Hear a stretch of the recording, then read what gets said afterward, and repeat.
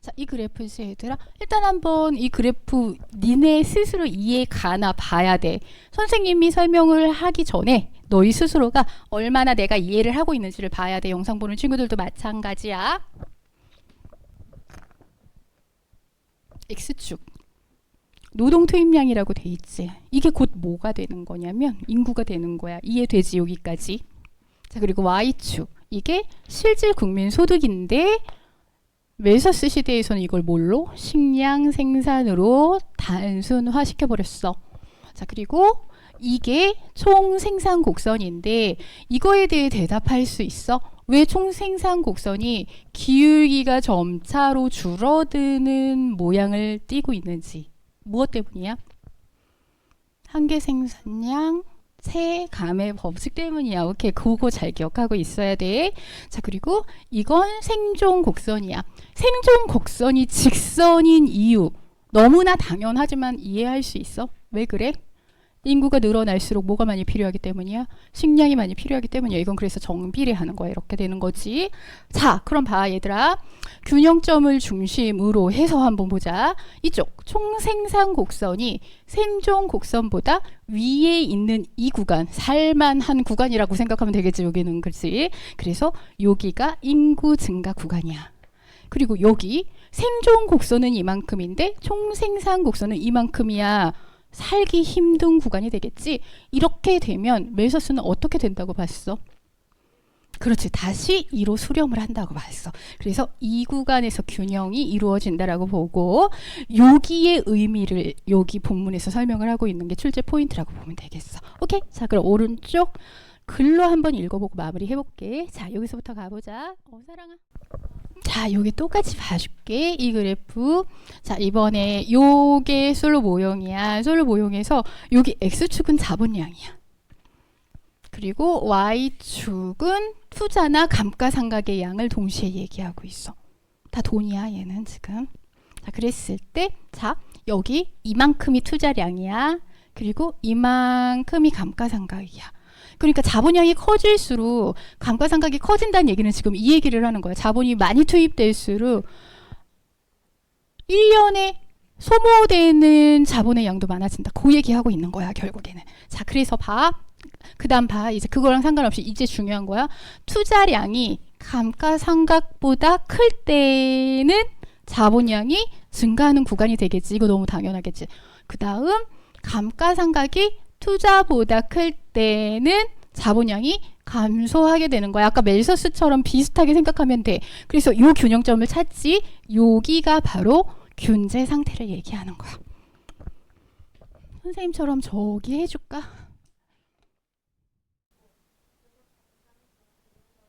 요거 두 번째 교환이야. 호혜성이야. 그런데 얘들아, 이거는 협상된 교환하고 헷갈릴 가능성이 되게 많을 것 같아. 맞다. 나 그 얘기 하려고 그랬어. 너희 수준에선 생일 선물이고 어른들 수준에선 뭔지 아니? 이게 부조금이야. 결혼식 때 내는 부조금 같은 거 있잖아. 그거 그냥 상부상조하는 걸로 보는 경우가 되게 많거든. 너네 그거 알아? 그래서 어른들 논란 중에 그거 있잖아. 10만 원을 내고 2명이서 결혼식을 참석하면 어떻게 되나요? 뭐 이거 되게 어른들한테 핫한 주제야. 왠지 알아? 자, 호텔에서 결혼식을 하면 1인당 식사 비용이 10만 원 정도가 되거든. 그럼 이제 한 명이 가서 10만 원을 내면 그냥 그거야. 가서 머리수 채워주고 밥 먹고 오는 거야, 내가. 근데 이제 어떤 사람은 내 남자친구를 데리고 가는 거지, 거기에. 그래서 10만 원만 내. 그럼 어떻게 되는 거야? 저쪽에서는 이제 손해가 되는 거지. 그러니까 그거 얘기하는 거야, 지금. 생일 선물, 너희는 생일 선물 줄 때 이런 생각해?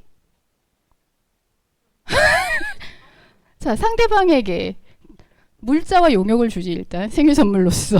너 용역이 뭔지 아니? 근데 얘들아, 용역 서비스를 얘기하는 거야. 예를 들어서 뭐 여자끼리는 잘 안 하지만 뭐 남자친구가 생일이라고 집 앞에 와서 꽃을 주면서 노래를 불러줬어. 그럼 이제 물자, 꽃, 용역, 노래 서비스가 되는 거지. 자, 이렇게 이제 물자와 용역을 주는 거야. 자, 그렇게 됐을 때 받은 만큼 되돌려 갚아야 한다는 것을 인정을 하고 또 그렇게 행하는 호혜성이다. 내 생일 선물이라고 생각하면 그냥 생각이 쉽겠네요. 뭐 나는 안 그래. 뭐 이런 생각하지 마시고요. 뭐 그렇게 생각하면 좀 쉬울 것 같아요.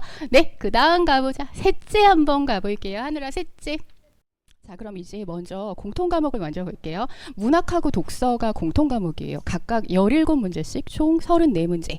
이렇게 해서 문학 17문제, 독서 17문제 이렇게 풀어야 합니다. 자, 문학은 자, 이번에 6월 모의고사가 얼마 전에 있었는데요. 뚜껑을 열어보니까 예전에는 킬러 문제가 거의 독서에 있었어요. 근데 이제 이번 정권에 들어서 킬러 문제를 배제해라라는 얘기들을 너무 많이 하다 보니까 실제로 독서에 있어서 킬러 문제는 많이 배제가 됐습니다. 자, 그럼 이제 변별력은 넣어야 되잖아요. 어떻게든 점수를 갈라야 되잖아요. 그래서 어디가 어려워졌냐면 문학이 너무 많이 어려워졌어요, 이번에는. 그래서 이제 지금 특히나 이과 아이들이나 이제 남학생들 같은 경우에 문학을 너무 어려워하고 뭐 심지어는 못 받아들이는 아이들도 되게 많아요. 이 문학을 전혀 모르겠다 이런 아이들이 많아서 이제 문학을 좀 하시긴 하셔야 된다 이런 얘기를 드리고 싶어요. 자, 그래서 이 문학에 대해서는 뒤에 가서 제가 자세히 설명을 드릴게요. 자, 그리고 독서 같은 경우에는 아까 조금 쉬워졌다라는 말씀을 들으셨을 거예요. 물론 킬러 문제는 배제가 됐어요. 그러니까 킬러 문제라는 건 뭐냐면 한 세트에 들어있는 것 중에 되게 어려운 한 문제가 있어요. 그게 총 이제 3세트가 나오는데 그 중에 어려운 문제 한 문제씩은 분명히 배제가 된 것 같아요. 자, 근데 어떻게 되냐면 이게 킬러 문제를 배제하다 보니까 다 준킬러들로 이렇게 배치를 한 거예요. 그래서 아이들이 예전에는 좀 쉬워 어려워 쉬워 뭐 이런 식으로 풀었다면 이제는 어려워 좀 어려워 이런 식으로 이제 문제를 풀게 되는 거예요. 그래서 이번에 육모에 등급 컷이 굉장히 떨어졌어요, 아이들이. 그래서 이 독서가 제일 중요한 건 뭐냐면 이제는 너무나 어려운 거를 이제 파서 푸는 시대를 좀 지난 것 같고요. 그게 우리 아이들이 시험을 볼 때까지는 지속이 될 것 같습니다. 그럼 이제 중요한 건 뭐냐면 무난하게 좀 빠르게 글을 읽어내는 능력을 기르는 게 굉장히 중요해요. 그래서 지문을 처음부터 끝까지 좀 무난하게 읽어가는 그런 능력이 좀 필요할 것 같습니다. 자, 그래서 뒤에 가서 그 트레이닝 방법은 말씀드리도록 하겠습니다. 자, 문학에서 요구하는 작품 분석력은 뭐냐면 문학 싫어하는 아이들 되게 많죠. 이제 이런 그냥 시를 줘요. 예를 들어서 어머님들 한번 봐보실래요? 자, 이런 시를 주고 그냥 이거를 가지고 1분 안에 여기서 원하는 걸 파악을 하면 되는 거예요. 참 쉬운 것 같은데 좀 되게 어려울 텐데 한번 보시겠어요? 이 얘기에서 이제 무엇을 원하는지 시를 주고 물어보는 건 사실 되게 동일해요. 거의 비슷해요. 한번 볼게요, 한번. 네, 이런 음지의 꽃이라는 시가 있는데 특히 우리 남학생 같은 아이들 경우에는 이게 도대체 무엇인지 못 받아들이는 경우가 많아요. 이제 예를 들어 이런 거예요. 화자가 우리예요, 여기에서. 그래서 우리가 누구냐면 참나무 떼예요. 일단 여기에서부터 아이들이 좀 이게 무슨 말이냐 이렇게 이제 들어오는 아이들이 되게 많고, 자, 그 다음에 뭐 이런 거죠. 사람들이 우리를 벌목해서 너무 슬프다는 거예요. 그리고 내가 서 있는 이곳은 폐역의 골짜기라는 거죠. 부정적이죠. 자, 그래서 서로에게 기댄 채 이 시련을 이겨낸다. 뭐 이런 얘기를 하고 있는 거예요. 자, 그리고 쭉 내려와서 여기 음지의 꽃이라는 게 제목이고 A가 있다는 건 여기서 문제를 내겠다는 얘기잖아요. 이게 뭔지 아세요? 이게 버섯이에요, 이게. 자, 그래서 네, 이 음지의 꽃이 바로 그 상처 사이에서 피어난 버섯, 그 버섯의 생명력을 예찬하는 시라고 보시면 돼요. 자, 이런 것들을 파악하면 되거든요. 되게 쉽죠, 제가 말씀드리니까. 무슨 시가 나오든 약간 물어보는 건 되게 비슷해요. 근데 이것만 아이들한테 루틴적으로 이제 반복시키면 되는 거예요. 이거를 가지고 뭐 공감을 해라 이런 건 진짜 아니에요. 이거 아니고요. 그냥 그거 반복하면 되는 거예요. 자, 그래서 예를 들어서 마지막에 이런 거예요. 도끼. 보통 안 좋은 단어잖아요. 근데 여기선 어때 보이세요? 제 말을 듣고 보니까. 너의 도끼로 우리의 몸을 채운다고 했잖아요. 이 긍정적인 거예요. 자, 이런 것들을 아이들에게 이해할 수 있게 지금 한 채 1분, 2분 정도 걸렸죠. 이런 식으로 체화시킬 수 있게 해주면 되는 겁니다. 자, 10광년 떨어져 있는 별이 있어, 얘들아. 여기에 자, 바둑알 말고 공으로 할게. 여기에 상자 하나, 또 상자 하나를 두는 거야. 근데 하나는 빨간색 공을 넣어둘 거고 하나는 파란색 공을 넣어둔다고 생각해보자. 근데 우리는 이걸 관측을 할 수가 없어. 관측할 수가 없어. 근데 양자역학을 주장하는 사람들은 자, 이거를 이 안에 지금 뭐가 있는지 안 봤을 때는 모르잖아. 안 봤을 때는 무슨 상태라고 주장을 하는 거냐면은 모든 색깔의 공이 다 있을 수 있다고 주장을 하는 거야. 보지 않았으니까. 자, 보지 않았으니까 모든 상태의 공이 다 있을 수 있다고 주장을 해. 그걸 중첩 상태라고 보는 거야. 자, 그런데 우리가 이걸 여기에서 뭐 하는 순간? 보는 순간 얘는 빨간색 공으로 결정이 된다고 생각을 하는 거지. 자, 문제는 뭐냐면 식광년 떨어져 있는 이 공 있잖아. 그럼 이 공에서도 보지 않았을 때는 어떤 상태였겠어? 모든 중첩 상태였겠지. 그런데 이쪽에 있는 공을 보는 순간 얘가 뭘로 결정이 된다는 거야. 파란색 공으로 결정이 된다라고 주장을 하는 게 바로 양자역학인 거야. 알았지?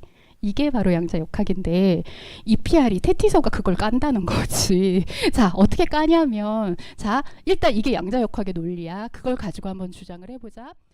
얘가 중첩 상태였잖아 지금. 자, 그런데 관측하는 순간 얘는 빨간색으로 결정이 됐어.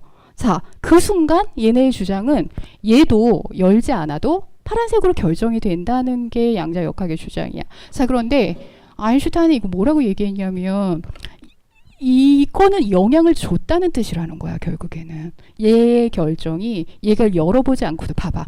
얘도 중첩 상태였잖아. 근데 열었어 안 열었어?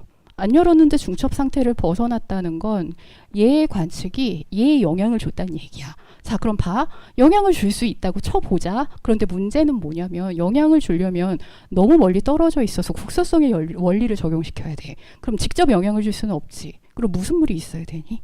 매개물이 있어야 되는데 그 매개물이 무엇일지라도 광속보다 빠를 수는 없어. 식광년이 떨어져 있지 지금. 근데 얘를 관측하는 순간 제가 결정된단 말이야. 가능한 거야 불가능한 거야? 불가능하다라고 비판을 하고 있는 거야. 알았지? 네.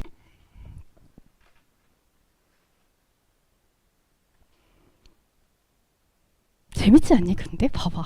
얘가 찾기 전까지는 어디선가에 어떤 가능세계에서는 가능세계 알지? 어떤 가능세계에서는 그렇지.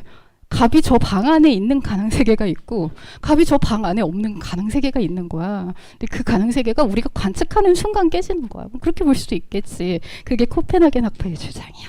자, 가볼게. 갑은 숨바꼭질을 하기 위해 방 안으로 들어갔다. 다른 아이들은 갑이 어디에 숨었는지 알고 싶어한다. 다른 아이들 중 한 아이가 방 안에 숨은 갑을 찾았다. 찾았다가 관측이라고 적어야지.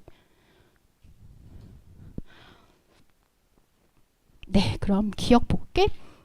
다른 아이들이 갑을 찾기 전, 요거 관측 전이야.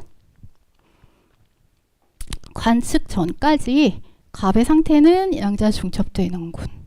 관측 전이니까. 자, 그 다음 다른 아이들이 갑을 찾으면 관측을 하면 그 양자 중첩은 해소가 되겠군. 왜냐하면